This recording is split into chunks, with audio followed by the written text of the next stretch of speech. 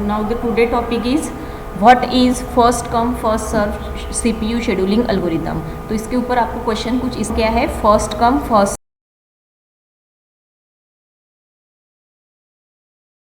सर्व algorithm, ठीक है, CPU scheduling algorithm and discuss with suitable example. तो एक एग्जाम्पल भी आपको इसमें देना है।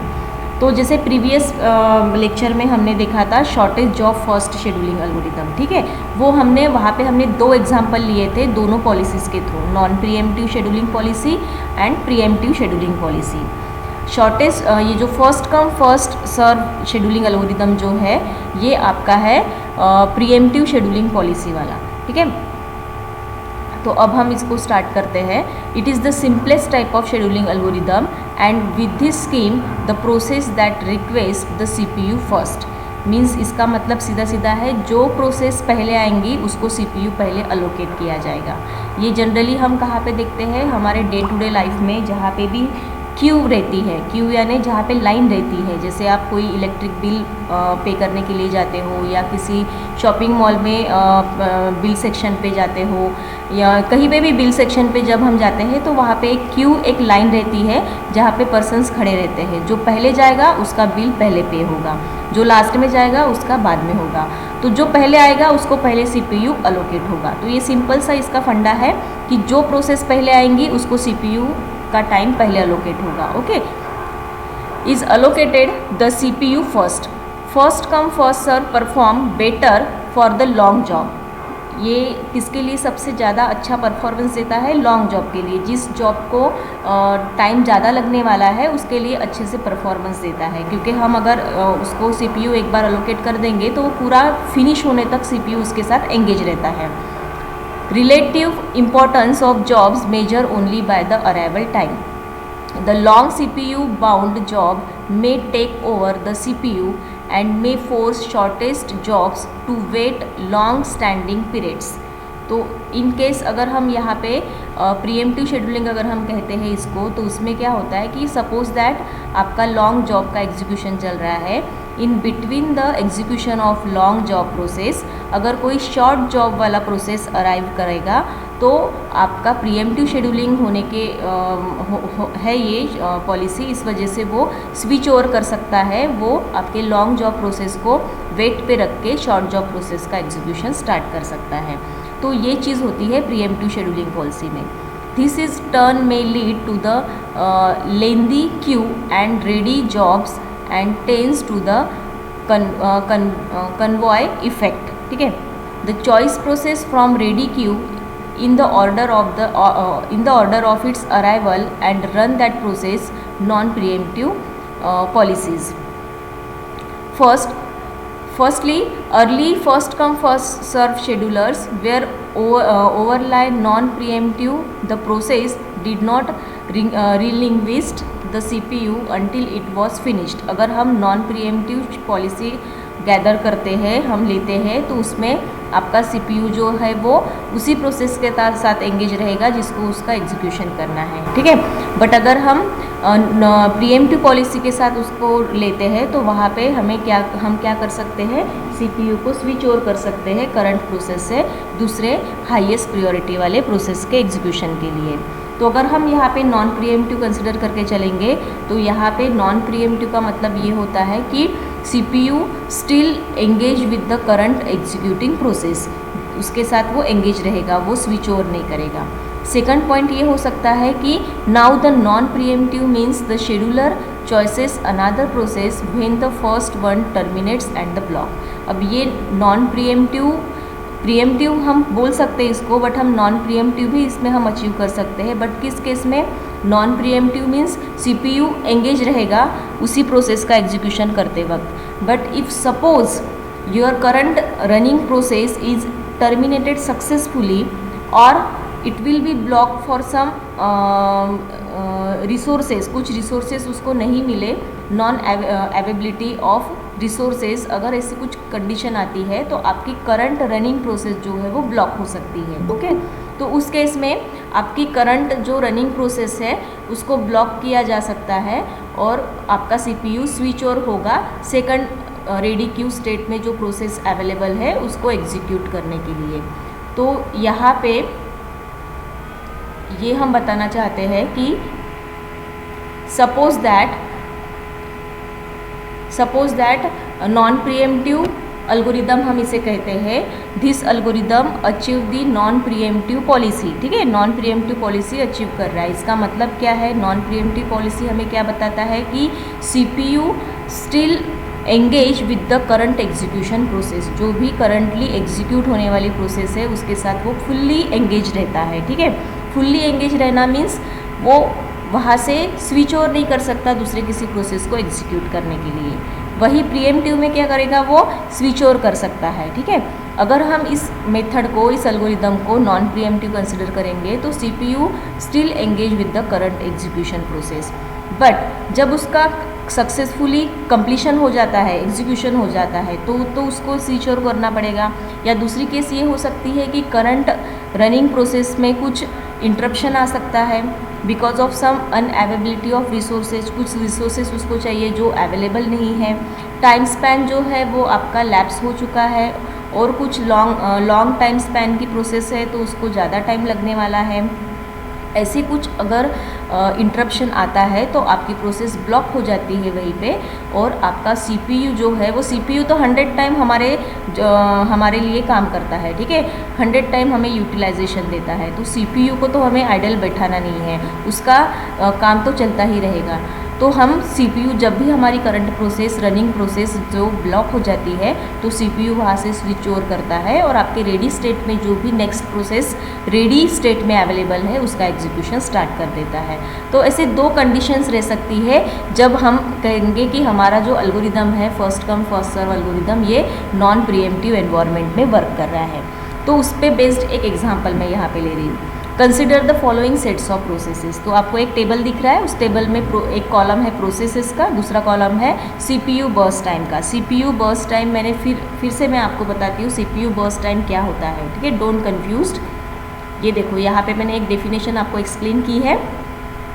यहाँ पे बताया है कि the CPU time is the time taken by the CPU to execute the process, जिसे हम कहते हैं CPU टाइम। किसी भी प्रोसेस को एग्जीक्यूट करने के लिए CPU के थ्रू जो टाइम लगने वाला है उसे CPU टाइम कहा जाता है। while the input output time is the time taken by the process to perform some input out operation। ठीक है, जब भी हम कोई जॉब या प्रोसेस एग्जीक्यूशन के लिए कमांड देते हैं तो हम कुछ इनपुट करते हैं और जो भी हमें रिजल्टेंट मिलता है वो आउटपुट के फॉर्म में मिलता है। तो it require some input output time, तो आपके प्रोसेस को इनपुट आउटपुट टाइम भी लगता है। In general we ignore input output time and consider only CPU time for the process. So the CPU burst time means that total time taken by the process for its execution on the CPU। CPU के ऊपर जितना total time लगने वाला है आपके process को execute करने के लिए, only consider the CPU time, not consider the input output time. In general overall अगर हम कंसिडर करते हैं तो overall input output plus CPU time दोनों भी हमें लगने वाला है, क्योंकि इनपुट करने के लिए कुछ टाइम लगेगा, आउटपुट रिजल्टेंट आपको आउटपुट देने के लिए कुछ टाइम लगेगा, और जो भी कैलकुलेशन है जो CPU के अंदर चलने वाले हैं उसके लिए भी CPU टाइम लगेगा। तो we consider input output time as well as CPU time. But CPU burst time का मतलब क्या होता है कि only the time taken by the process for its execution on that CPU। उस CPU के ऊपर एग्जीक्यूट करने के लिए जो प्रोसेस को टाइम लगता है उसे CPU बर्स्ट टाइम कहा जाता है। ठीक है, तो यहाँ पे हम एग्जाम्पल में वही बता रहे हैं। There are 3 processes in a queue, P1, P2 and P3। 3 processes है। P1 requires 25 millisecond CPU burst time. ये जो टाइम्स रहते हैं वो मिलीसेकंड्स के फॉर्म में रहते हैं, तो 25 milliseconds CPU burst time is required for P1 process. P2 के लिए 4 मिलीसेकंड लगने वाला है और P3 के लिए 4 millisecond. So in this example we have 3 processes P1, P2 and P3. The CPU burst time for these processes are given in milliseconds. Suppose the processes arrive in the order। ठीक है, आपके processes अगर arrive होते हैं, arrive होना यानी new जो state, पहली जो स्टेट रहती है न्यू स्टेट क्या होती है? अराइव द न्यू जॉब, नया जॉब आता है, और जब उसको जो भी रिसोर्सेज लगने वाले हैं वो रिसोर्सेज अगर उसको अवेलेबल हो जाते हैं तो वो रेडी स्टेट में चली जाती है आपकी प्रोसेस। तो जब भी कोई नई प्रोसेस अराइव होती है तो उसका उन्होंने सीक्वेंस दिया है। अब ये हमारे पास 3 प्रोसेसेस है, P1, P2, P3। तीनों प्रोसेसेस अराइव हुए हैं in this sequence, P1, P2 and P3। ठीक है, P1 पहले आया, देन P2 आया, देन P3 आया।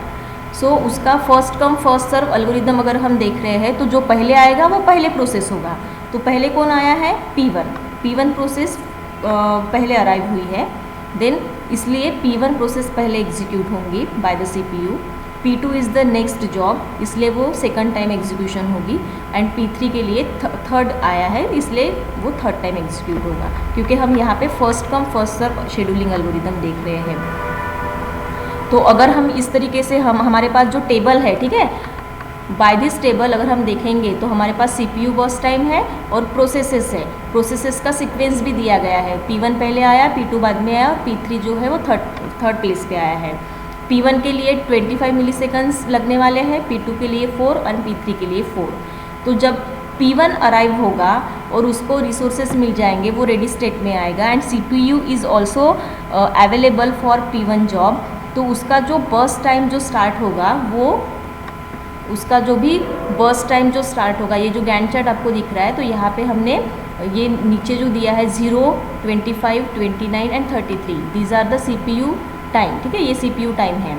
तो इसके लिए जो वेटिंग टाइम जो है वो 0 रहेगा। ठीक है, क्योंकि अराइवल टाइम उसका 0 है, पहले आया है, CPU भी उसको अवेलेबल मिल रहा है, तो वो 0 से स्टार्ट करेगा, स्टार्ट फ्रॉम CPU 0 टाइम। ठीक है, 0 टाइम से वो स्टार्ट करेगा, 0 मिलीसेकंड से।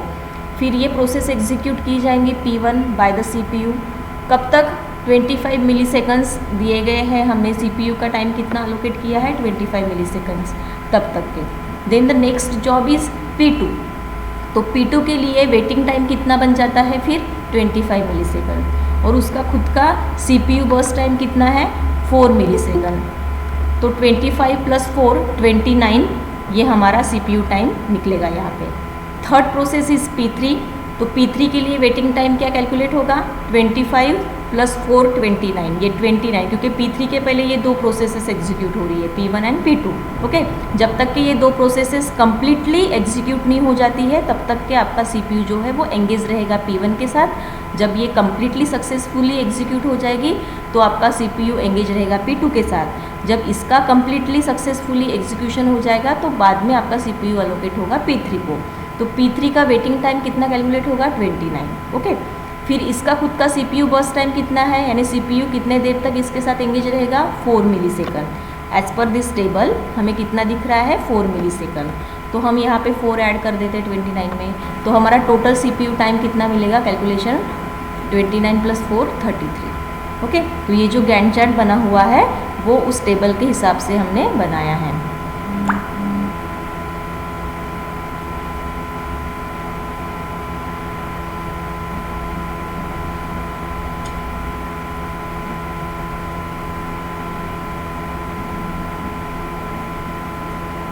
Okay,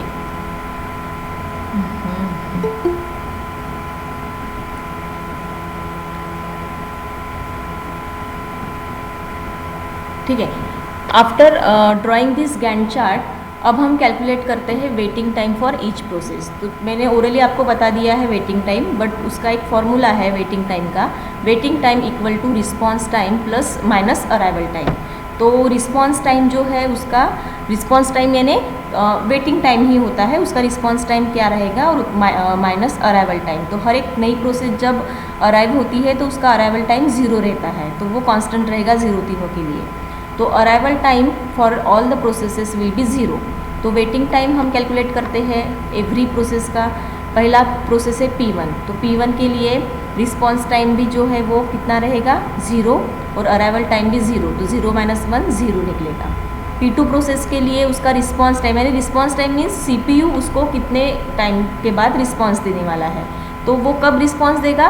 once the P1 process is finished, successfully finished, then your CPU is free, and then after that it is engage with the second process. तो उसका response time कितना बन गया? 25 मिलीसेकंड, और अराइवल टाइम तो 0 है, तो -0 25। एंड P3 के लिए भी वैसे ही उसका रिस्पॉन्स टाइम कितना रहेगा? 29 - 0 29। तो टोटल वेटिंग टाइम CPU का हम अगर टोटल वेटिंग टाइम निकालते हैं तो 54 मिली सेकंड निकलेगा।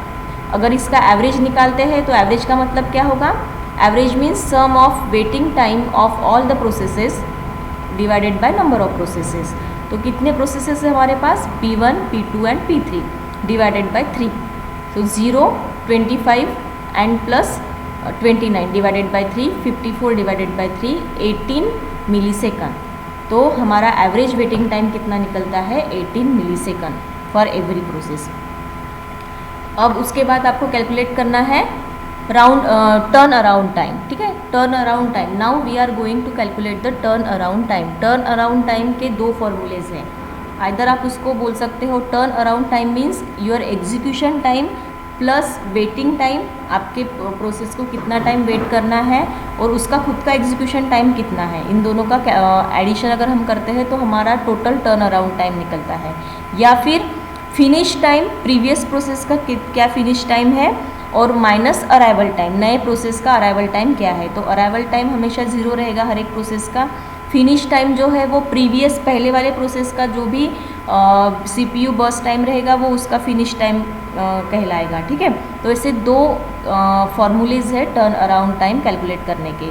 तो दोनों के थ्रू अगर हम कैलकुलेशन करते हैं तो by using first formula TAT means turn around time equal to ET means execution time plus WT means waiting time. तो P1 के लिए एग्जीक्यूशन टाइम कितना है उसका 25 मिली सेकंड।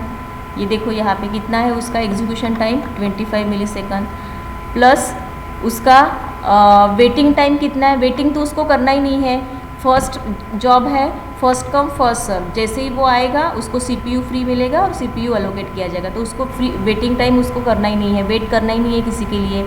तो यहाँ पे उसका टोटल टर्न अराउंड टाइम कितना क्रिएट होगा, 25।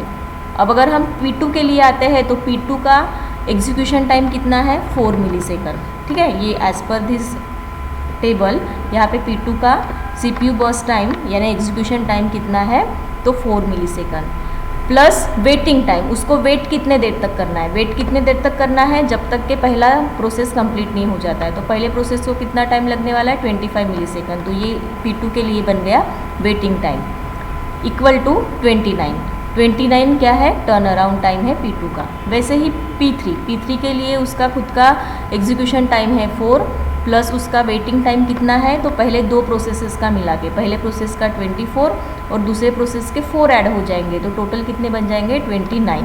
तो 29 उसका क्या है, वेटिंग टाइम इक्वल टू 33। अगर हम सेकंड फार्मूला के थ्रू भी अगर कैलकुलेट करते हैं तो ही सेम कैलकुलेशन आएगा। P1 equal to finish time minus arrival time. तो फिनिश टाइम यानी प्रीवियस जॉब का फिनिश टाइम। तो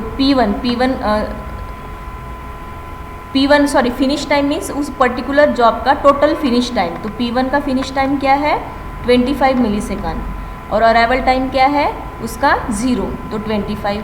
P2 का टोटल फिनिश टाइम CPU का अगर हम लेते हैं तो 25 प्लस 4 29 माइनस 0 29। एंड P3 का टोटल फिनिश टाइम यानी कितना होगा यहाँ पे 25 plus 4 29 plus 4 33 minus again arrival time is 0 that is equal to 33। तो अगर हम दोनों फॉर्मूले से कैलकुलेशन करेंगे तो हमें सेम वैल्यूज़ निकलने वाली है।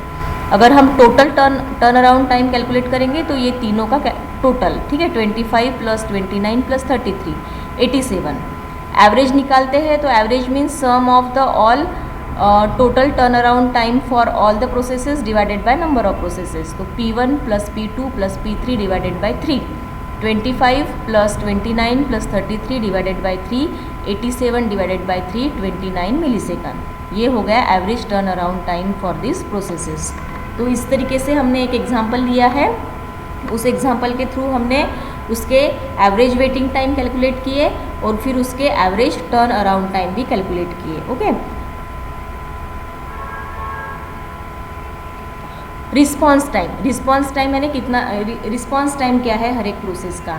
तो P1 के लिए हम ऐसे भी बता सकते हैं रिस्पॉन्स टाइम, हम मैंने P1 के लिए P1 को कुछ वेट ही नहीं करना है तो उसका रिस्पॉन्स 0 रहेगा। P2 का रिस्पॉन्स कितना रहेगा, फर्स्ट रिस्पॉन्स यानी पहले प्रोसेस की जितना भी टाइम है 25 millisecond minus arrival time 0, 25 minus 0 25, P3 again 29 minus 0 29, तो ये बन गए उसके रिस्पॉन्स टाइम, यानी उसका क्या वेटिंग टाइम क्या है, उसको वेट कितने टाइम तक करना है। तो पहले कितने प्रोसेसेस है उसका जो भी टोटल टाइम होगा वो उसका वेटिंग टाइम बन जाएगा। उसका भी अगर हम एवरेज निकालते हैं तो सबसे पहले तो हमें क्या करना पड़ेगा, sum of the response time of all the processes, तीनों के addition divided by number of process, तो 0 + 25 + 29 divided by 3, 54 divided by 3 that is equal to 18 millisecond. ये बन गया आपका response time. So in this way first come first serve algorithm जो है ये इस तरीके से वर्क करता है, first come first serve scheduling algorithm.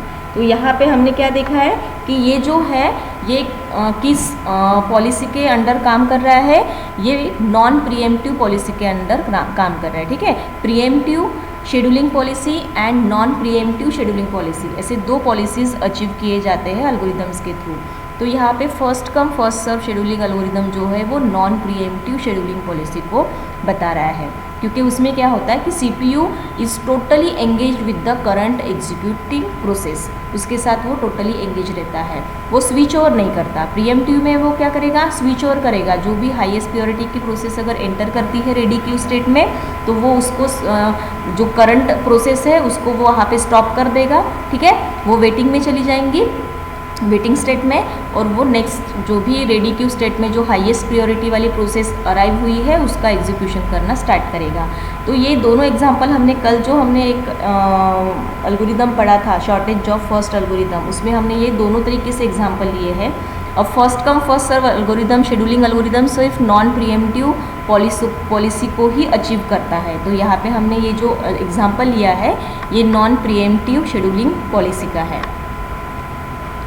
So now the first come first serve algorithm is finished. Then हम आते हैं discuss with the priority scheduling algorithm. Priority scheduling, this is the third type of scheduling algorithm, priority based algorithm. अब priority means यहाँ पे before arriving the job in a ready state queue आपके job को priorities assign की जाती है, ठीक है। In this priority scheduling the process enter into the ready queue according to that priority, ठीक है। ready queue state में आने से पहले उसको priority दी जाती है और उस priority के हिसाब से वो ready queue state में आते हैं, अराइव होते हैं। जिसकी हाईएस्ट priority है वो पहले आएगा, जिसकी कम है वो बाद में आएगा। The processes of highest priority enter into the ready queue. The shortest job first is a general form of priority scheduling where the priority is the inverse of the next CPU burst। इसका मतलब ये है कि वहाँ पे हमने दो example लिए थे, एक प्रियोरिटी बेस्ड भी लिया था जो आता है आपका priority based scheduling algorithm means ये किस पॉलिसी में जाता है, ये प्रीएम्प्टिव शेड्यूलिंग पॉलिसी में जाता है। प्रीएम्प्टिव शेड्यूलिंग पॉलिसी में यही बताया जाता है कि जैसे आपका कोई प्रोसेस एग्जीक्यूशन हो रहा है या रनिंग स्टेट में है, बट अगर आपके रेडी स्टेट में अगर ऐसा कोई जॉब एंटर करता है जिसकी प्रायोरिटी हाईएस्ट है, तो आपका CPU क्या करेगा, स्विच ओवर करेगा, जो करंट प्रोसेस जो एग्जीक्यूट हो रही है प्रोसेस उसको होल्ड कर देगा, उसको ब्लॉक कर देगा या फिर उसको वेटिंग में डाल देगा, और जो हाईएस्ट प्रायोरिटी वाला जॉब एंटर हो चुका है आपके रेडी स्टेट में उसके लिए वो क्या करेगा, एंगेज हो जाएगा, उसका एग्जीक्यूशन स्टार्ट कर देगा। तो इसलिए शॉर्टेज जॉब फर्स्ट में हमने वो भी एक एग्जांपल लिया है, तो इसलिए it is the similar to that type. A variation of this scheme allow preemption of the current process when the highest priority process arrives। वही वेरिएशंस कहाँ पे आते हैं, अगर आपकी कोई प्रोसेस एग्जीक्यूशन में है और एग्जीक्यूशन स्टेट में वो फिनिश नहीं हुई है, it is in the running state, ठीक है, बट आपके रेडी क्यू स्टेट में कोई हाईएस्ट प्रायोरिटी वाली प्रोसेस एंटर करती है तो वहाँ पे वेरिएशंस आते हैं, यानी आपकी जो रनिंग प्रोसेस है उसको वेटिंग स्टेट में डाला जाता है और हाईएस्ट प्रायोरिटी प्रोसेस को कैरी ऑन किया जाता है। Another variation of the policy adds in the ageing scheme where the priority of the process increases as it remain in the ready queue, hence will eventually execute to the completion। Second variation आता है ageing scheme में। अगर उसकी priority जो है processes की वो अगर इंक्रीज़ होती है तो वो रेडी स्टेट क्यू में एज इट इज़ रहेंगी। इंक्रीज़ होती है इसका मतलब ये है कि प्रायोरिटी इंक्रीज़ होती है मीन्स हाईएस्ट प्रायोरिटी है ऐसा नहीं, हाईएस्ट प्रायोरिटी है बट फिर भी उसको हम इंक्रीज़ करते हुए जा रहे हैं, तो हो सकता है कि आपके रेडी स्टेट क्यू में वो रिमेंस रहे, एज इट इज़ रहे, उसका एग्जीक्यूशन ना हो पाए। तो ये एक वेरिएशन हो सकता है, ठीक है, but it is very rare. So here is again another example. हम यहाँ पे हम प्रायोरिटी शेड्यूलिंग एल्गोरिदम देख रहे हैं, ठीक है। तो यहाँ पे देखो आपके टेबल में आपको यहाँ पे P1, P2, P3, P4 and P5 ऐसे 5 प्रोसेसेस दिख रहे हैं। CPU बर्स्ट टाइम अलोकेट किया है हर एक प्रोसेस को और उसकी प्रायोरिटी सेट की गई है। अब देखो यहाँ पे P1 प्रोसेस की प्रायोरिटी कितनी दिख रही है आपको 5, बट उसका CPU बर्स्ट टाइम कितना है 9 millisecond. Okay, priority is 5, 9 millisecond CPU burst time, highest CPU burst time. Okay, इसलिए उसकी प्रायोरिटी 5 है। सेकंड प्रोसेस के लिए CPU बर्स्ट टाइम है 1 मिली सेकंड, उसकी प्रायोरिटी भी 1 है। थर्ड प्रोसेस के लिए उसका CPU बर्स्ट टाइम है 2 मिली सेकंड और उसकी प्रायोरिटी है 3। देन फोर्थ प्रोसेस के लिए CPU बर्स्ट टाइम है 1 मिली सेकंड, उसकी प्रायोरिटी है 4। और फिफ्थ प्रोसेस के लिए CPU बर्स्ट टाइम है 4 मिली सेकंड और उसकी प्रायोरिटी है 2। अब ये जो प्रायोरिटी उन्होंने असाइन किए हैं वो असाइन की है CPU बर्स्ट टाइम देख के। तो CPU बर्स्ट टाइम सबसे मिनिमम किस प्रोसेस का है? वैसे देखा जाए तो P2 का 1 है और P4 का भी 1 है, तो पहले कौन सा जॉब आएगा? P2, ठीक है। फिर उसके बाद P4 के लिए उन्होंने 4 सेट की गई है। Okay, priorities are assign by the users assign करता है कि उसको जॉब कौन सा एग्जीक्यूट करना है, ठीक है। तो यहाँ पे प्रायोरिटी उन्होंने असाइन की है हर एक प्रोसेस के लिए। अब हम उसका गैंट चार्ट देखते हैं, तो गैंट चार्ट के थ्रू हमें समझ में आएगा। तो सबसे पहले 1 मिली सेकंड्स जिसकी प्रायोरिटी कम है, ठीक है, मिनिमम है, वो जॉब पहले एग्जीक्यूट किया जाएगा। तो सबसे कम प्रायोरिटी वाला जो है वो पहले एग्जीक्यूट होगा। क्यों एग्जीक्यूट होगा पहले? क्योंकि उसका CPU बर्स्ट टाइम भी कम है। CPU बर्स्ट टाइम कितना है उसका? 1 है, प्रायोरिटी 1 दी है। आइदर आप इस तरीके से रेडी क्यू स्टेट जो है हमारा, वो आप आइदर असेंडिंग ऑर्डर में सेट करो या डिसेंडिंग ऑर्डर में सेट करो, ठीक है। आप ये भी कह सकते हो कि मेरे लिए इसकी प्रायोरिटी हाईएस्ट है क्योंकि मैंने यहाँ पे इसको असाइन की है मिनिमम वैल्यू। तो यही चीज़ कंसिडर करके हम चलते हैं। मिनिमम वैल्यू हमने असाइन की है P2 जॉब के लिए, तो इसलिए मेरे लिए वो जॉब पहले एग्जीक्यूट करना ज़रूरी है, ठीक है। तो पहला जॉब मेरा कौन सा एग्जीक्यूट होगा? P2। उसका CPU बर्स्ट टाइम क्या है? 1। तो अगर हम 0 से गैंट चार्ट देखो, गैंट चार्ट में आपको दिखेगा तो पहले तो 0 मिली सेकंड से स्टार्ट होगा P2 जॉब 1 मिली सेकंड तक के, ठीक है। फिर नेक्स्ट प्रायोरिटी कौन से जॉब की है? 2 किस जॉब की है? 5 प्रोसेस की, जिसके लिए CPU बर्स्ट टाइम कितना लगने वाला है? 4।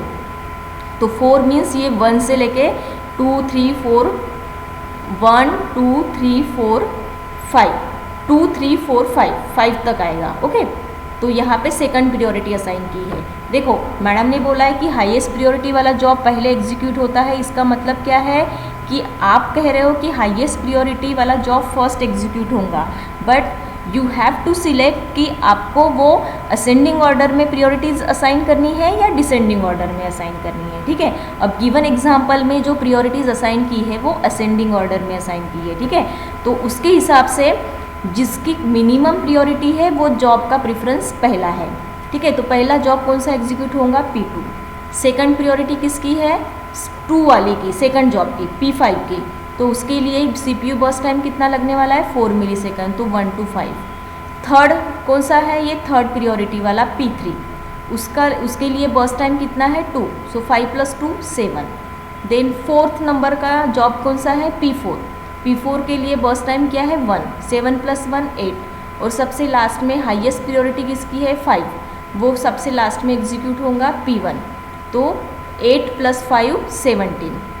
तो इस तरीके से अब यहाँ पे choice depend on your OS environment, आपका OS एनवायरनमेंट क्या सेट हुआ है और आपने किस तरीके से सेट किया गया है, आपका कौन सा एल्गोरिदम यूज़ किया गया है और किस तरीके से उसको सेट किया गया है, उस पर डिपेंडेंट है। तो यहाँ पे रिवर्स ऑर्डर में, यानी असेंडिंग ऑर्डर से लेके इंक्रीज, ठीक है, 1 2 3 4 5 इस तरीके से उन्होंने अरेंज किया है। तो जिसकी मिनिमम वैल्यू है उसकी प्रियोरिटी हाईएस्ट है, हम ये भी कह सकते हैं। या फिर हम ये भी कह सकते हैं कि जिसकी वैल्यू ज़्यादा है उसकी प्रियोरिटी हाईएस्ट है। तो यहाँ पे उन्होंने किस तरीके का फंडा लगाया है कि जिसकी वैल्यू कम है उसकी प्रियोरिटी हाईएस्ट है, वो पहले एग्जीक्यूट करना है, और जिसकी वैल्यू ज़्यादा है, जैसे 5 P1 प्रोसेस की 5 प्रियोरिटी है, वो सबसे लास्ट में एग्जीक्यूट होगा, ठीक है। तो ये it will B depend on your OS environment. अगर हम इसके बाद हम क्या कैलकुलेट कर रहे हैं, वेटिंग टाइम। जैसे हमने इसके पहले वेटिंग टाइम कैलकुलेट किया था, तो वेटिंग टाइम का फॉर्मूला क्या है, response time minus arrival time. तो हर एक प्रोसेस के लिए P1 के लिए रिस्पॉन्स टाइम क्या रहेगा, पहले P2 P5 P3 and P4 सबके लिए जितने भी टाइम लगने वाले हैं, टोटल क्या है 8, तो 8 इसका रिस्पॉन्स टाइम हो गया और अराइवल टाइम 0 हो गया, तो इसका 8 आ गया। P2 के लिए 0 - 0 0, P3 के लिए 5 - 0 5, P4 के लिए 7 - 0 7 और P5 के लिए 1 - 0 1। These are the waiting time. फिर हम टोटल वेटिंग टाइम कैलकुलेट करेंगे, तो टोटल हमें आता है उसका 21, ठीक है। 8 + 5 + 7 + 1 टोटल क्या आता है उसका 21, और एवरेज निकालते हैं तो 21 divided by number of processes, तो 5 प्रोसेसेस है तो 4.2 मिलीसेकंड उसका निकलेगा। अब ये जो हमने एग्जाम्पल लिया है, ये एग्जाम्पल है हमारा नॉन प्रीएम्प्टिव प्रियोरिटी शेड्यूलिंग के ऊपर, ठीक है। Let's consider the following sets of processes.